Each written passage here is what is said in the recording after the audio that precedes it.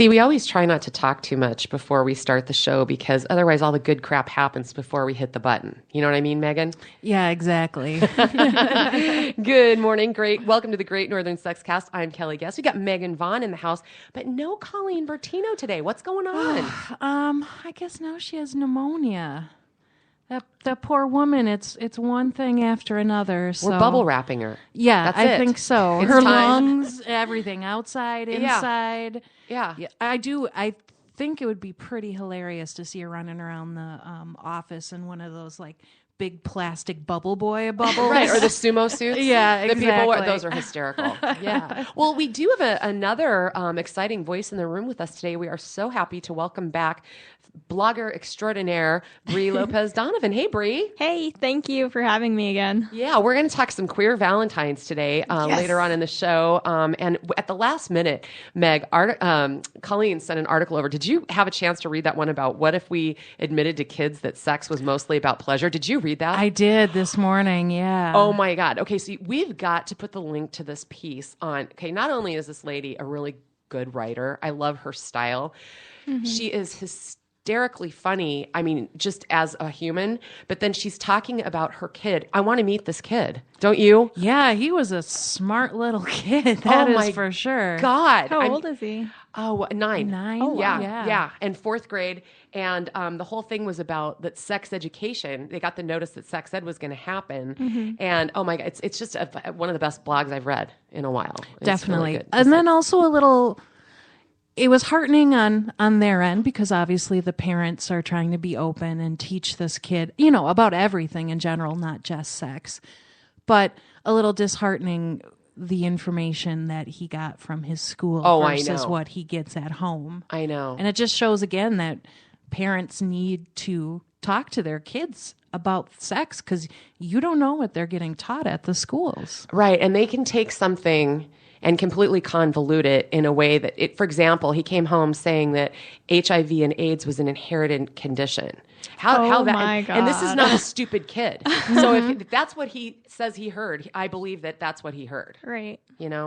Unbelievable. Where do you go with that? Call the principal. I would say go back to the school and say we need to talk. We need to have the talk about you guys having the talk because you ain't doing it right.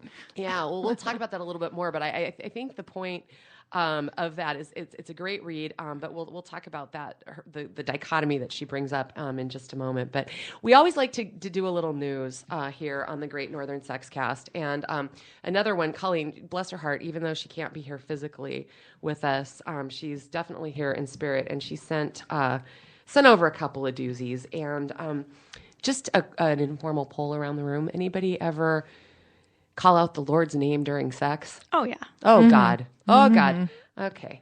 Well, the founder and senior pastor of the Cornerstone Church in San Antonio wants to prosecute this behavior as taking the Lord's name in vain. His name is Dr. John Hagee, and he says that we all need to become more vigilant and basically put every single woman or girl who does it in jail. Apparently, married women are allowed to do it, I guess, according to him. But men? Right? Not mentioning men here. And he said that they need to experience God's wrath and some jail. Thoughts? Good luck with that. There was an expectoration there of air that happened. There's many flaws. I think my first flaw would be the taking the Lord's name is not illegal. There are no laws just in general. So how you can try to add a law into only the sexual aspect seems ridiculous. He would have to make that a law first and then sue people for breaking that law. Right. It makes no sense. Makes absolutely no sense. And, he got us talking about it. But it's like, if you see the picture of him, he looks like an uptight old prune and who's probably never gotten a decent blowjob in his life. Because I think he'd probably change his tune. Well, see, he might have had lots of good blowjobs, and because as you pointed out, he could say the Lord's name in vain. Oh, true. The guys, can say the Lord's name. It's just when those women do it. Unbelievable. Those crazy Those women. evil, crazy women. Yep. Those wily feminine ways. Well, that kind of leads me into a story out of Italy. So imagine you're a fireman. They have kind of an interesting life, you know. They spend a couple days at a time together, you know, 24/7 working, and it's kind of like a frat house. I would imagine, you know, male and female. I know that they have both.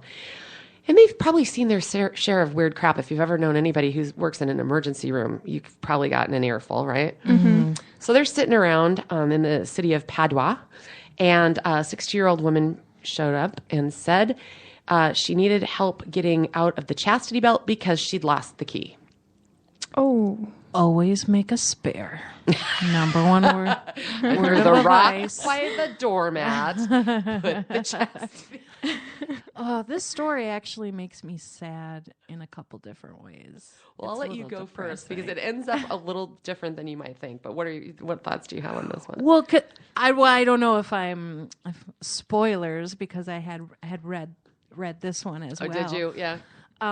But the idea that their first instinct was that this was abuse and not a consensual thing seems a very odd leap to make. And then that she said she did it because of all the rape. Yeah. So many levels of sadness in this story. Yeah. And all the sexual assaults, and she was trying to protect herself. When I first got into the first paragraph of the story, I thought that she'd been forced to wear it by a male in her life too. I mean, I went there. I'll own that. Or, you know, because I just don't know any women that would say, yeah, I better lock my, you know what, up because I can't control it. I don't know anybody that feels that way. Right. Well, but that's pretty big in the kink community is the forced chastity. So I guess me being I'm sure a lot of it has to do with the job. That's immediately where my head goes. I was like, oh no, her partner asked her to wear this and something happened and I don't know why he's not helping her out, but Right. I assumed that this was a consensual kink. That's where I went as well.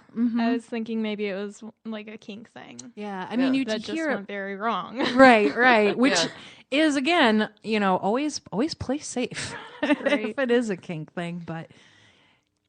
It was a little unusual because usually you hear more of the men wearing the chastity devices, but there was an episode of a show called Gigolos on Showtime. Sorry, I have a cold, everybody. And one of the clients wanted this one guy to wear this cock lock box. I don't know the official name for it. And they kind of followed him through the episode. And he really didn't have too much fun, but he saw it through. You know, right. Well, he's getting his pay anyways. Yeah. Either way, so. Yeah. Quite possibly, we all were talking before we came in to do the show in the news segment today about our, you know, mutual appreciation of animals.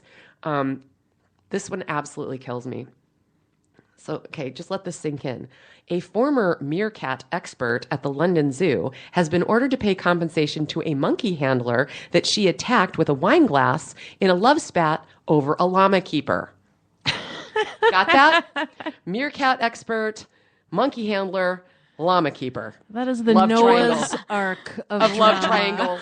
Okay. Yeah. So, you know, the two bitches got into it over the llama keeper.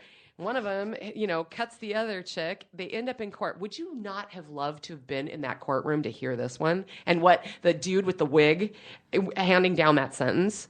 With the British accent, all of it, the story being told in a British accent. I find you, meerkat keeper, guilty.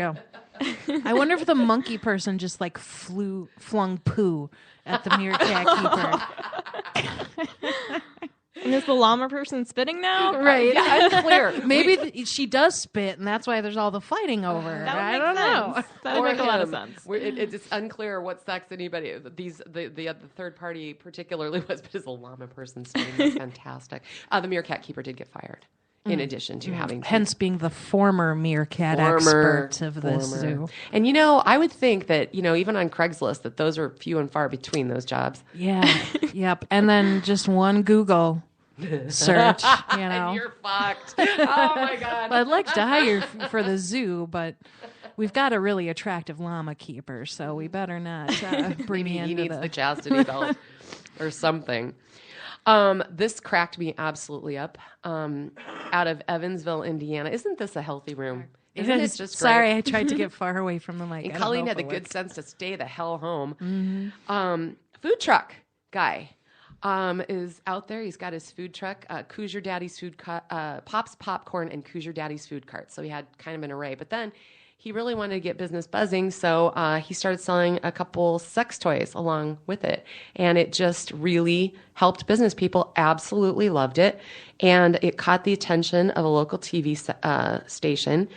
And they said, yeah, we're doing great. And, made for a funny TV segment, which I would love to see this. And then here came the detectives who decided that he had not quite all the right permits. Mm-hmm. And so they put him out of business for a couple days. And then he took to social media. And he's got his licensing back up. But he made sure that he made, benefited from his infamy by slamming the police for getting in trouble for the sex toys. Now business is humming, so to speak. Humming and buzzing. Yeah. I mean, but if somebody just has to go be a poop. What is that really hurting? Oh, well. I mean, if he had been selling pencils and markers and adult coloring books. Right. Yeah, it's funny because we've actually have thought about this before, like having a Fantasy Gifts food truck, essentially. Have you really? Yep. It's come up a few times, but this is the problem right here, what this story is about. Like the logistics, because every different city has different rules, and it would have been such a nightmare. And I know Colleen, she's already been arrested once or twice. I don't think she wants another stint in jail on her record because of the shop. Yeah. Not. Do you know any of the details? Can you give Bree like a little rundown on kind of like an idea? Most of them were before my time. Okay. So I think it was when they opened up shops, and then the city decided they weren't allowed and like that sort of thing. So it was the city coming in when new shops opened. I don't care, who you are. I think that is a ridiculous, extreme thing to do. I mean, most people, normal people, being arrested, even if you're in and out in a couple hours, it is a traumatic thing. To go to that absolute extreme, I know Colleen, and I'm sure she wasn't outside doing anything obscene. To take it to that level, I think is absolutely shameful. Absolutely shameful. It is. I would agree. That's just unbelievable. Well, I'm going to go to Evansville and check it out. All right. This one, I don't know, guys. Okay, Megan, you've got some body art. Yes. You have any tats? I do. I have like 5. You do? Yes. Okay. So, and I don't know, you guys are in the age group where this is perfectly, it's very, very common. Okay. Mm-hmm. I'm just curious what, off the top of both of your heads, how old do you think somebody should be before they get one? Before you think that they've got enough, decision-making skills, because we know this is a mostly permanent kind of deal. How old do you think people should be before they should make that decision? God, I have no idea. It depends on the person. Mm-hmm. Yeah. I definitely think 18, honestly. And I'm kind of weird about tattoos. Like, I hear of people like, I just wandered into a shop and got whatever, and I picked something off the wall, and I'm like, how can you do that? Right? It sounds like a terrible idea. Yeah, I will get an idea for a tattoo, and then I try to sit on it for like at least a year. Mm-hmm. A, to raise money to pay for the damn thing. Yeah. And B, because if I had gotten the tattoos I thought that I wanted when I was under 18, like I would have, dolphins around my wrist and like all this crap that I would not want now. So, I do agree that an age limit is a good thing. I think 18's a pretty good age for that, because you make silly decisions when you're younger. So a way to help people avoid making silly decisions that they're kind of stuck with for the rest of their life. For me, that age would have been 35. I didn't freaking grow up until I was 35. Probably backing you up would be a 21-year-old in some pretty serious remorse over a tat he got when he was 16. This is over in the UK once again. The UK's been a little busy in the last week. I'm going to tell you right now. He got And I saw it. Okay. He was featured on a show that they have out there called Body Shockers. He got a tattoo of Henry the Hoover vacuum cleaner. So it looks like a canister vac. And guess what his penis is? The hose. And then the plug goes around his hip and like it's in his butt. And it's big. I mean, it's red and it's like, I mean, and it looks like a shop vac. I mean, you know, type of thing. And thought it was, and there's a lot of ink there. I mean, I can't imagine how long that thing must have taken because it's big, you know, the whole thing. Not the penis, but the tattoo. Anyway, the Hoover part. And, you know, he thought it was really great, but now he's out there dating and women are like, yeah, never mind. I mean, and he literally tells story after story about him taking off his pants and women going, I'm out of here. And he started to get it laser removed, but hasn't been able to deal with the pain. So there he is, Henry the Hoover. Not sexy. No, not man. hot. No, not sexy. Any jokey tattoo that involves your penis? Like I've seen one where it's Pinocchio and the dick is like the nose. Like, not. Just imagine. Okay, if you want to get a novelty tattoo around your junk, just imagine that for the rest of your life, every time a new person sees it, they're gonna laugh. Yeah. So can you handle that? Well, Can you handle taking off your pants and the woman you're with laughs at your penis? Yeah. Yeah, I don't know who thinks that's a good idea in the first place. 16-year-olds. Exactly. I've Touché. seen some beautiful ones, though, like in porn and stuff, some beautiful genital tattoos, which the pain, I can't imagine. I'm squirming in my seat right now. But you can't see her, but she is. Do you guys ever go to the Waffle House? Ever been in one of those? no. I try to avoid most carb-themed restaurants myself personally, because things like the following tend to happen. This one in Kennesaw, Georgia, and ironically, I have been to Kennesaw, Georgia, and it's like a suburb. It's kind of like Edina, okay? Oh, Just wow. so you know. So this really shocked me. So she goes in. She's trying to order breakfast, and other people are at that time of night when everybody's thinking breakfast is a good thing. So tomorrow is a little bit better of a day. And woman stripped off all of her clothes and went crazy and attacked another customer, punched another customer specifically, and heaved several platters of food all over the restaurant. Can you imagine being the cop that had to put the cuffs on her? Oh, Right? man. No. Yeah. I'm just imagining you're all like sticky and full of syrup now. Oh. I have a friend who's a cop, actually, and it sounds like situations like that are not that uncommon. I can believe it. I couldn't do it. I couldn't do it either. I mean, they put up, with so much crap. I mean, just take all the politics and everything else that's going on aside. I mean, I've never gone on a ride along, which I did. I went on a dog watch shift from the 3rd precinct several years ago, and it's like it's a circus. All the crazy crap that's going on, and the cops, for the most part, have to talk to people rationally who aren't rational. And I'm sitting there coming out of my skin, not even having to be the one trying to deal. And it's crazy. Yeah, I don't know how you would rationalize with a naked woman in a Waffle House. With hash browns hanging off of her nipples. Right. I mean, it's just not a good base for a reasonable conversation. Not so much. So Costa Rica, I'm thinking if I really want to go there someday. Have you guys ever been? No, I want to go really bad. There's an amusement park I'll be skipping. But we call this the abusement park. There is this ride where it's a really strange thing. I would never do this, but all you can do is use your hands to hold on, and they shake you up, and it's crazy. The bodies are flipping all over, and there's some sort of centrifugal force kind of thing that's supposed to keep you in there.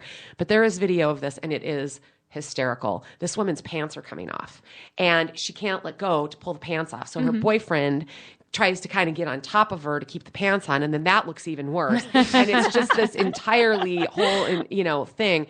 And so there's all these names circulating about. The video's hysterical. I've got the link. We can throw it up on the Great Northern Sexcast site. Some of the nicknames popping up, besides Abusement Park, the Lawsuitinator, Shoulder Dislocator 9000. But I mean, it's like, why would you go? I mean, rides are supposed to be a little bit fun. Why go in there in something that, seriously, you need a chiropractor after, and possibly, a swipe of your internet history. It's true. I went to I think it's Six Flags, the one in Chicago, or I guess right outside. And all we did all day was ride the roller coasters. And when I was done, I was so fucking sore. Really? Like I felt like someone had put me in a wash machine and cranked up cranked it on, just getting jumbled around. Like I was so sore at the end of it. I couldn't even imagine. And I had my pants on the whole time. See? Can you imagine with that little wrinkle? I'm just saying. Remember I think it was last week we talked about, or a couple weeks ago, a couple that got engaged at Walmart, and it was over the loudspeaker and everything was all cute and applauded and everything else. And then they went to a different store and stole lube and edible underwear and crap and got arrested and spent their first engaged night in jail. Well, we now go to Myrtle Beach, South Carolina, where another woman who has worked at a strip club, who also has a prior of attacking a fellow dancer with a clear plastic high-heeled shoe, which I think we all know what those look like. Those serious platforms. Can you imagine? Ow. That first line, I'm like, ooh. That should be like a class something felony right there. Anyway, Carolyn Wright went, and she was trying to steal lube and panties, and she bit off the finger of a Walmart employee. Oh. And they couldn't reattach it. Oh, no. This one needs to go to camp. I'm telling you right now. Seriously, she even had a getaway driver. So this is one calculating mean-ass stripper we're talking about here. That is, wow. I think she needs a little break from society. What do you think? I think so.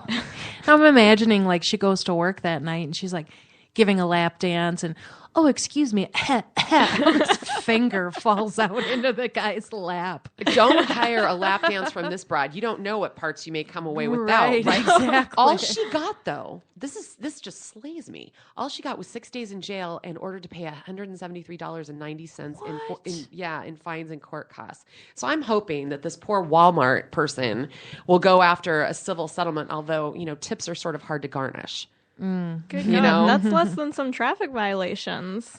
I know. My ex-husband got a speeding ticket on 394 in that place where you're supposed to go 40 when you're coming into downtown and nobody does. That's a $245 ticket right there for going like 50. And nobody even lost a finger. See?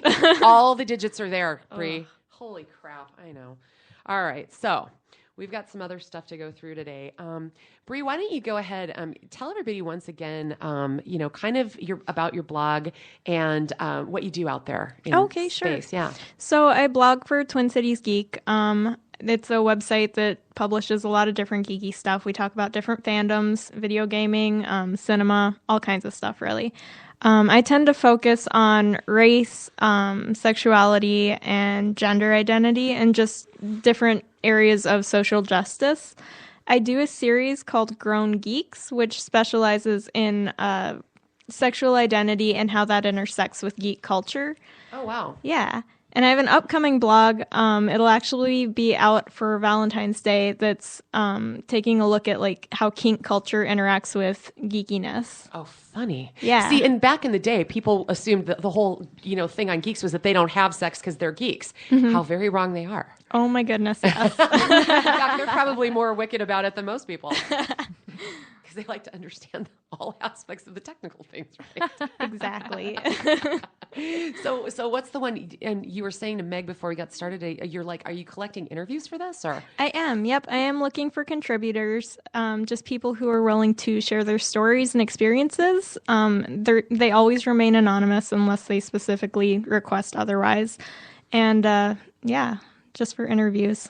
Okay, so what have you found out in researching this particular one, and where you are now with the piece? Is it any different than where your brain was when you thought up the idea of doing it? Oh yeah, I've learned a lot, and honestly, interviews haven't even gotten that far yet, and I've already learned a ton. For instance, kink isn't always sexual. Sex isn't always involved in kink, and that's something that before starting this, I never would have even comprehended. Really? Can you explain a little bit more about that? I haven't gotten that far in the interviews yet. Okay. I would like to, but from my understanding, non-sexual kink play seems to be more about the psychological aspect. That's about as far as I've gotten Okay, so so far. you are going to come back and like give us the 911 on this or the 411 on this, Oh, right? yeah. Oh my God. Hopefully not The 911, right? That was Then again, you're doing something wrong. Let's try to stay away from that. right. Talk about a Freudian slip. I'm a little off today. Wow. So, how hard is it when you approach people about this stuff to get them to be forthcoming? It's not too hard once they've already volunteered. My method is I put out a call for volunteers and contributors, and people who are responsive to that are usually really willing to share their experiences. So it's really not hard to get open and honest responses from people. The big challenge is just getting those volunteers. It's, that is true. With anything, even if you're in a mainstream broadcast position, which I was for many, many years, even, so it's hard to get people to talk about some stuff when there comes to be a personal thing. But let me ask you, I know you have a day job, but do you have any sort of journalistic background coming into this, or how did you fall into what you're doing, which I know you spend a great deal of time because your writing is very good. Thank you. I've actually got no formal training as far as journalism goes. I thought about being an English major. That didn't go anywhere. My background is actually in gender and women's studies, and it's a major that involves a lot of writing, so I guess there's that. And I've always been a writer, like just for a hobby. It's something I do in my pastime just for pure enjoyment. So where do you want to take it? That's a very good question. I do publish some self-published erotica, and I've also been working on my own blog that I've unfortunately been neglecting a bit, but I hope to pick that back up. Okay. So writing erotica. Yeah. Okay. Tell us about it. So the place I want to take this is erotica that represents more than what is traditionally represented in erotica, specifically queer women and queer women of color. I feel like the erotica that's currently available to people is more focused on heterosexual romance, a lot of gay male romance, which is awesome, but if you're a gay woman, it's kind of like, well, where's my stuff at? So I'm really looking to put out more representation. Okay. So, I mean, aside your own personal sexual history, experience, and tastes aside, what type of approach for research are you taking for that? I'm trying to draw a lot from the knowledge that I'm gaining from this blogging experience with the Grown Geeks, with just even my academic background. I'm trying to draw a lot of that knowledge into these erotic stories and put kind of an emphasis on intersectional feminism. Okay. Okay, define that, please, for Sure. people who might not know what that is. Absolutely. Not to get all academic there. No, it's fine. Intersectional feminism is basically, it's just feminism that acknowledges that identities interact and oppression can kind of overlay with different identities. So, for instance, if you're a woman, obviously you have to deal with sexism. If you're a woman of color, you have to deal with racism and sexism and how those two mix. Okay. That's kind of the summary of intersectional feminism. Wow. Okay. Well, that's interesting. There's so many great opportunities. I love hearing, and Ross Swayback here in the Twin Cities, he does a show. It's called The Good Podcast, but he's also on WGN out of Chicago and Channel 9 here in the Twin Cities, and he has over the past few years just putting out there exactly what he wanted to. He's bringing in opportunities that are now a career. And he was here. It was interesting. He said, I don't get paid to go on TV and do these segments. And to do a 4-minute TV segment, and I know this from experience, it's a day's work, like 8, 9, 10 hours worth of work to get that 4 minutes down to where everything, makes sense. But there's so many opportunities now, like the record companies don't control music anymore. The networks don't control broadcasting, and radio doesn't record what we hear or control what we hear. And so I love it when somebody gets discovered out there, and then they get an opportunity, and then there's sponsorships and ways you can actually make a living. Could you see yourself following a path like that? I hope so. Right now I'm actually writing under a pen name, and I'm kind of dabbling with how to market myself because I write under a pen name. My pen name is Sadie Santos, so okay. For the record. And I'm just kind of trying to figure out how to balance that with my day job and also with the other things that I do. Sure. It's been a learning process. I'm hoping to get that smoothed out, though. Yeah. No, I mean, it's an evolution kind of thing. I mean, you're only like 24. Yep. You're 24. And so, Meg, we always talk about you being a millennial. How old are you now? 32. Okay, you are 32. So, like, think about yourself. Like, right now, between 24 and 32, in all aspects. I would love for you to think back to 24 for a minute and then tell us where you are right now and what you think based on what you thought. I know. I'm scared. But, I mean, you've been there about that. That's about when you went to work for Fantasy Gifts. Almost. Yeah, I would say so. God, math and backtrack. No, it's hard. Difficult. 8 years. It was baffling because some people are surprised. Like, I'm actually kind of a prude in my real life, and I know it's shocking. Are you kidding me? Some people, but like, it's like I can understand all of these different aspects of sexuality without necessarily embracing them for myself. Yeah. Like I tell people when I do interviews, I ask them if they have product knowledge. And I tell them when I started, I didn't know a bullet from a butt plug. Right. Like I had no idea about anything. Like, you know, I didn't really date in high school. I was a very late bloomer, I think is the appropriate way to say here. ugly high schooler. It's not always code for ugly, just to clarify. Yes. Underappreciated, I think would be a better term. And like raised Catholic and stuff. So I was quite sheltered in the sexual realm. Okay. Before I got my job at Fantasy Gifts. And people were surprised because when I originally applied, like I was like, I wrote on my application, I want a job where I can cut my mohawk back. And they, you know, that's why I applied part-time for Fantasy That Gifts. is so funny. I was like, they won't make me take out my piercings. I could probably have my mohawk again. So cool. You know, and look at you now. I know, and it's kind of weird to people be like, okay, well, you had a mohawk and piercings, but you didn't own a single sex toy, and I'm like, well, yeah, you be a black sheep in some ways and pretty conservative in others. That is, you know what? See, that's really cool because I think, especially now, when you see so many more piercings walking around and so many more tattoos and things like that, and you know, let's just be honest, people above about a certain age are still judging, you know, and it just kind of depends on where you fall and things like that. And really, we have absolutely no freaking idea what's going on behind the scenes in anybody's head. You know, Absolutely. I love that. I had at the store, some guy came in his 70s with this woman who, like, I carded her. She's barely 18. Some kind of seemed to be very much this like mistress type situation. He was buying her stuff, and he kept talking to me like, well, what are you trying to say with your piercings? What kind of statement are you trying to say with your piercings? What are you trying to say? And I'm like, I'm not trying to say anything. This anything decorative on my body is not for you. It's for me.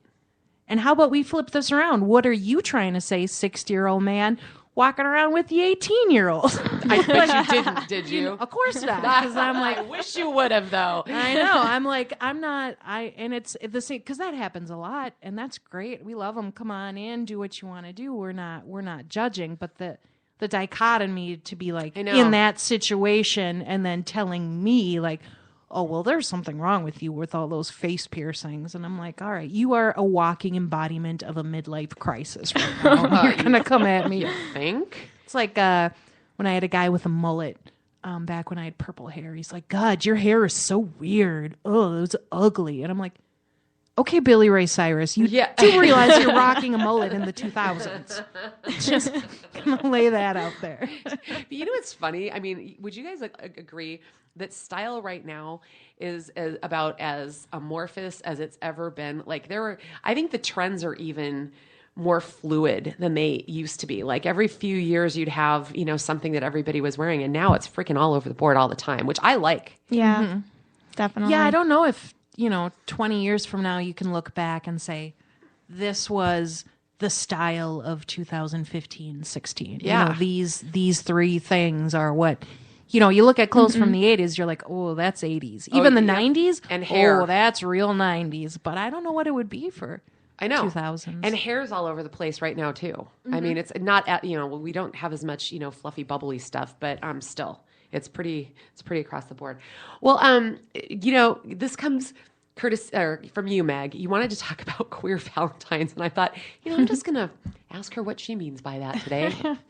Well, I knew with our special guest, I was like, well, maybe we could kind of tie it in. And I know that even in the show, as we get closer to Valentine's, we're probably going to focus a lot on toys for couples. And I think Valentine's in general is a lot of times talked about and marketed as a straight holiday. And so I was going to maybe talk about a few products and stuff, but I was also curious maybe about, obviously you can't speak for an entire community. Right. But if you've noticed that at all where it doesn't seem as important, or if it being marketed in such a straight way affects the holiday at all, or are people just used to that? I think for myself, seeing it marketed as such a heterosexual thing made me even less inclined to it. It was never a big deal for me, but the fact that it's not marketed towards queer women makes it even less of a big deal. Yeah. I mean, just look at any any Hallmark card. It's 9 times out of 10 going to be for a guy and a girl.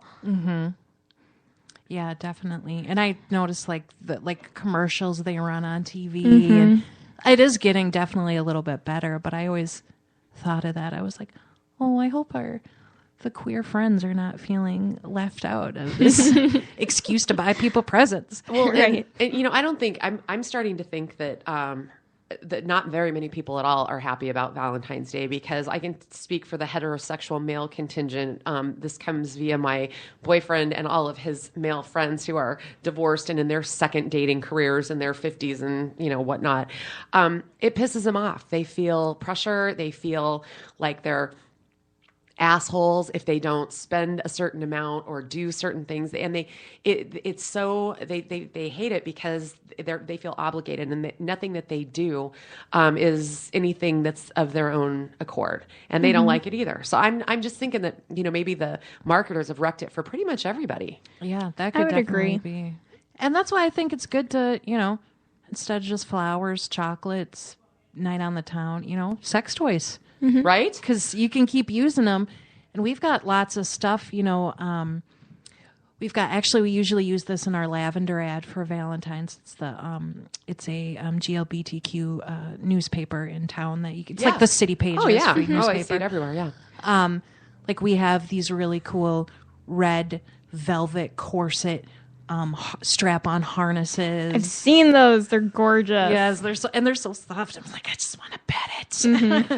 And it's funny because we talk about Sport Sheets a lot as a really cool company that does a lot of bondage stuff, but they also have this really nice line of strap-on harnesses, red velvet, leather, some for plus size, to get a full size range. Wow. I know we've talked about Rodeo before. That's at pretty much all of our stores and definitely online, where it's really... Some of it's more boyish oriented, I guess. Some of it's lace and purple and pretty. Are these lingerie or what? They're underwear that are strap-on underwear.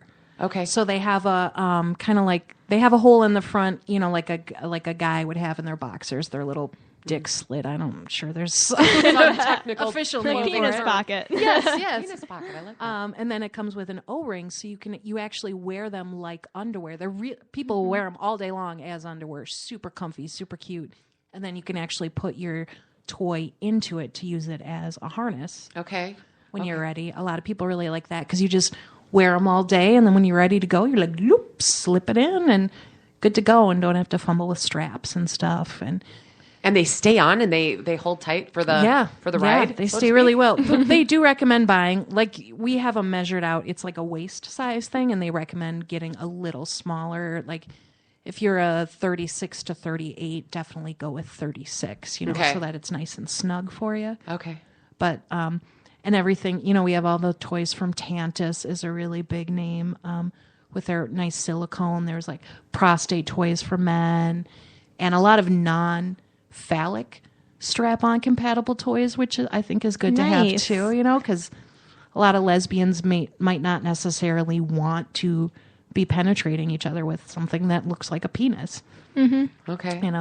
And a lot of our stores too, we have like the gay man's Kama Sutra and the lesbian Kama Sutra and some card games for different orientation couples, either in stores or on our website. So we definitely try to have a good, we always say like kind of one of our taglines is something for everybody. And I would say that would go with something for every orientation as well, where we try to represent the entire sexual community and get something that's going to fit everyone's needs, whether it's just because or for a special event like Valentine's. Very cool. So you brought some stuff in that it might be fun for Valentine's, it looks like. Yeah, well, we have some. We don't get a ton of new Valentine's stuff. We have a couple of kits. We Vibe has a really nice kit. We got in some lingerie for men and women that's kind of red, hearts, more Valentine themed. But we have also got these naughty candies.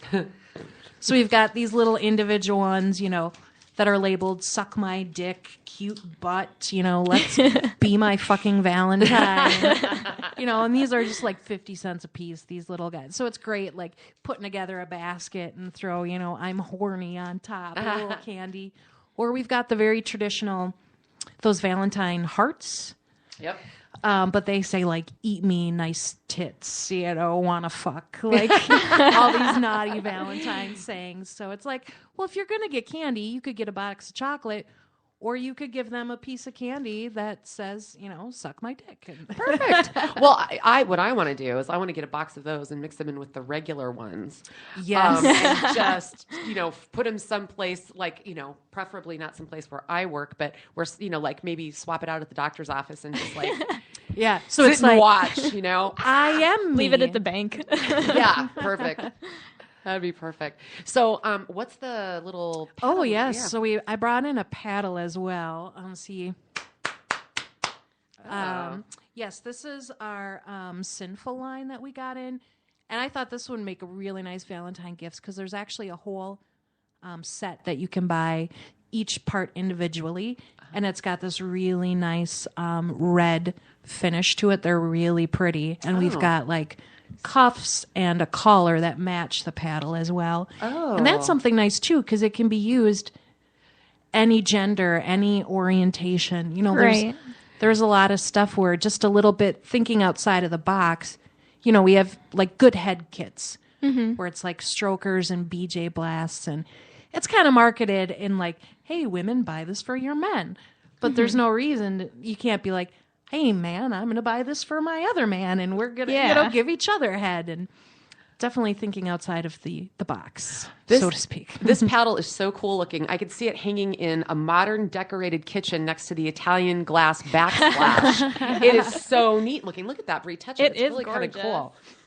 Yeah, I did take a That's picture really of the pretty. set. I'll have to post it because it's a really cool design that is lost a little bit in the podcast sphere. But, Yeah. So there's all sorts of things. And if somebody, I think this is worth bringing up because, there's no returns on sex toys for very obvious reasons. And we've talked about it ad nauseum here at the Great Northern Sex Cast. But,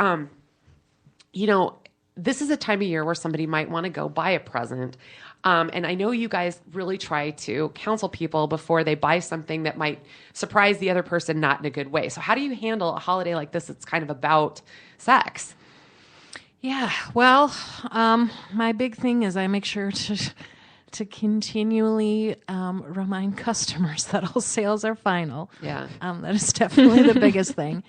One thing we can kind of recommend is if you trying to find safe ways to bring it up with your partner, even subtle ways, because a lot of times you don't want to give, like, I'm going to buy you a surprise, but I got to ask you if you want the surprise, so then it's not a surprise. Like, oh gosh, I heard they were making another 50 Shades movie. Can you believe that? I don't know, a lot of women seem to be into this bondage thing. Did you ever read the book? Is that something, would you want handcuffs? Look at you, sly little thing. Find different ways. Or, God, I just read this article that anal sex, can you believe it, is like on the rise. Everyone's doing it. It seems kind of interesting. Have you ever thought about that? Just little ways to try to at least see that the door the door is open. Yeah. You know? Yeah. Well, Megan, you are much better at surprises than I am. I just go that straight, direct approach. Hey, do you want to try this? And surprise is gone. Yeah. It's probably a safer way, really, to go about it. But we always tell people, too, if we get those guys who are like, oh, I don't know what, or women who are, I don't know what to do. Gift card. We still always recommend the gift card. And come in together. Can come in together and find something. Or we'll tell people, you can almost make a lot of people don't know, it can be a really exciting shopping experience, even if you just come in once and look around and like, oh, what's this? Oh, what's that? And that is a good way to be, like if your partner lingers over a particular item for a lot longer than the other ones, you could feel a little safer than coming back on your own and picking it up. Definitely. It's like a little couple's adventure, honestly. It's kind of foreplay. Yeah. As long as it's the kind of foreplay that is acceptable in public, because otherwise we would kick you out. It's funny. So, today, while I've got the two of you here, this is kind of hilarious. Megan, you sent over, and you've got to put this up on Great Northern Sexcast Facebook page. It was The Deep End by OkCupid. It was kind of a year-end roundup of trends in dating and hookups. And there is some interesting stuff in here. And imagine my surprise when I found out that Oregon is the most avid state looking for casual sex. Oregon. And then the next one after that, this is so embarrassing. I can't tell what state it is. It's right next to New York. It's not Maine. It's Vermont, I want to say. I think it's Vermont.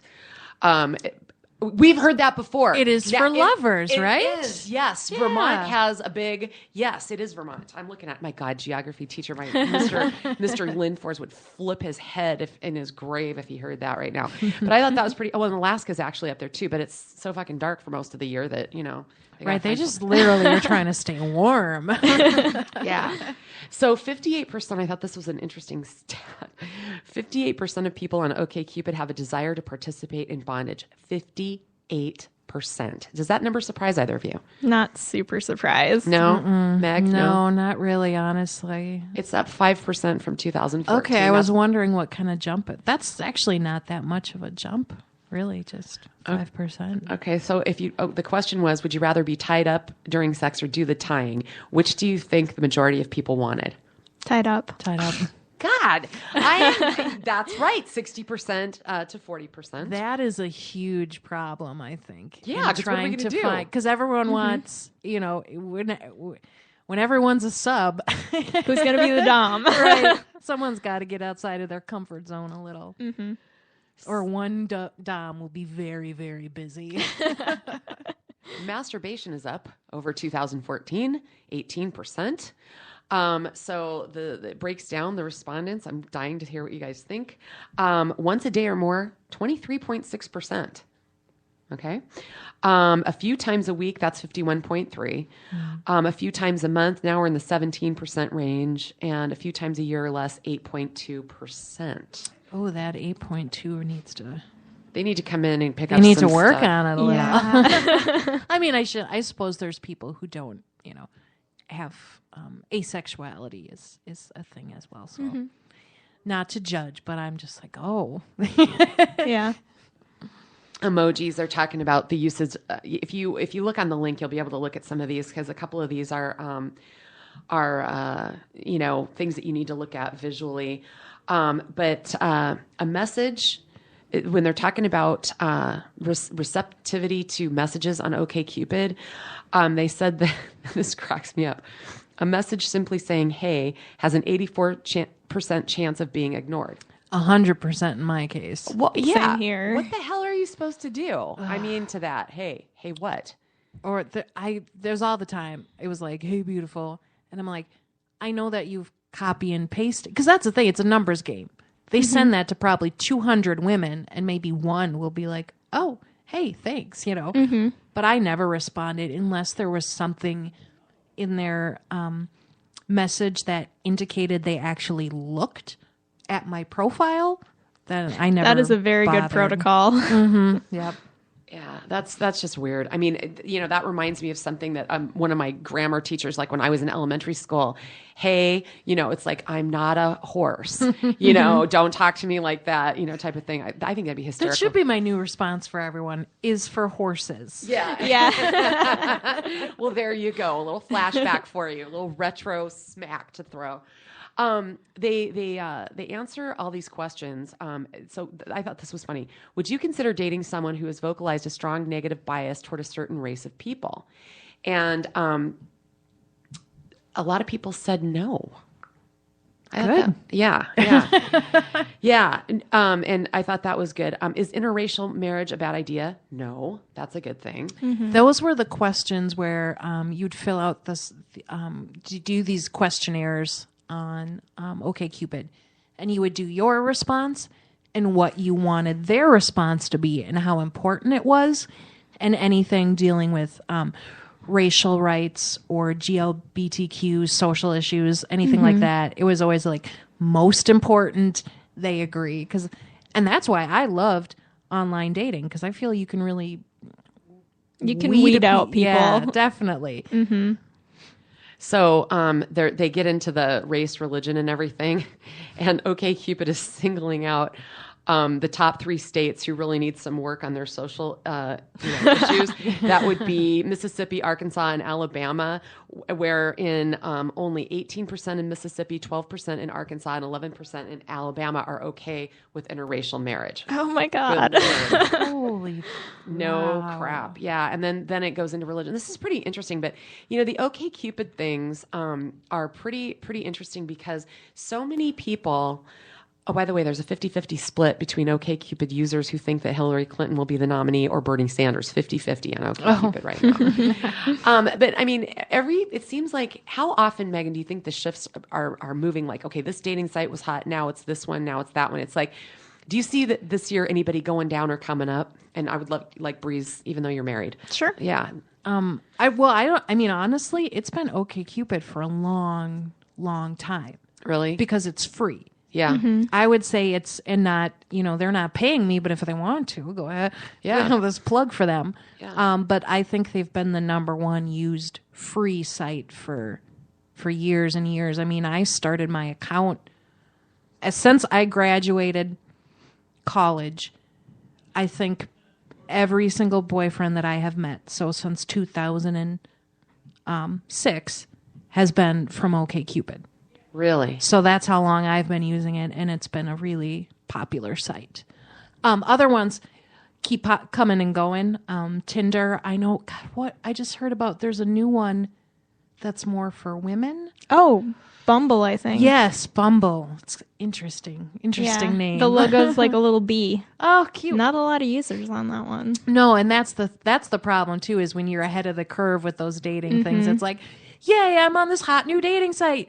But nobody else is, so Right. it doesn't There's work. also one called Thirst that's aimed specifically towards people of color. I haven't tried that one, but I'm very, very excited to see where that goes. Yeah, definitely. So is this research for you, or? It's it's kind of work and play, honestly. I am married, but my marriage is non-traditional. We're ethically non-monogamous. Okay. So I do swipe for my own interests, but also just because I find it really fascinating. Mm-hmm. Like, I've noticed that OkCupid is a lot more friendly towards queer and non-binary individuals, I feel like. Mm-hmm. Tinder, not so much, but you get a lot more responses on Tinder, at least from my experience. Okay. And I also, I actually met my wife on OkCupid. You did? Yep. Okay, super. How long have you guys been married? We have been married for 2 years now. We've been together for almost 5. Oh, wow. Okay, so a long time. I just have to, before we let you out of the studio this time, because I went to visit last week very dear friends of mine, a male gay married couple, and we were just catching up on everything, and we were next door neighbors for a couple of years, and God, I mean, it was like living in an adult dorm in a condo building downtown, and it's like not being able to run into each other in the hallway and drink beer at 3:00 in the morning together. I miss it tremendously. But I brought you up, it came up in the conversation, and about the use of the word queer. And one of them just turned 60 and the other one is like 50. And they just can't deal with the term because they heard it when guys were called that back, and they're from West Texas originally. Oh, okay. So they really, and they're like, yeah, we just can't get our heads around it. And they're like, we're not going to be mad at the young people, but you know what I mean? It's a cringe thing for them. That's totally fair. I honestly used to feel the same way. When I was in high school, it started getting really popular. And I was going to community college for PSEO, and I noticed a lot of the other LGBT individuals were starting to identify as queer. And I thought, what is with this? That's what people call you when they want to insult you. And I actually took a class on queering theory, which is like a whole other thing. But it kind of tells you a little bit more about how people are reclaiming the word and trying to take it back as an identity versus an insult. Okay. Yeah, I think it would be fascinating to get you guys together and have that conversation go back and forth, because they were very frank about how they felt about it. And I mean, they're easy to have a discussion with, but they were very passionate. So I don't know. I mean, everything goes at this point. And I think at the end of the day, we kind of touched on it earlier today. How open is everybody willing to be to let everybody else talk and go, okay. Right? Doesn't mean we have to agree, but yeah. So Megan, how long did it take you to learn a butt plug from a bullet just to close it out today? Luckily about a day. Okay. I figured that out real quick. I also learned never use a bullet as a butt plug because cords can break and things get lost. Ooh. Oh dear.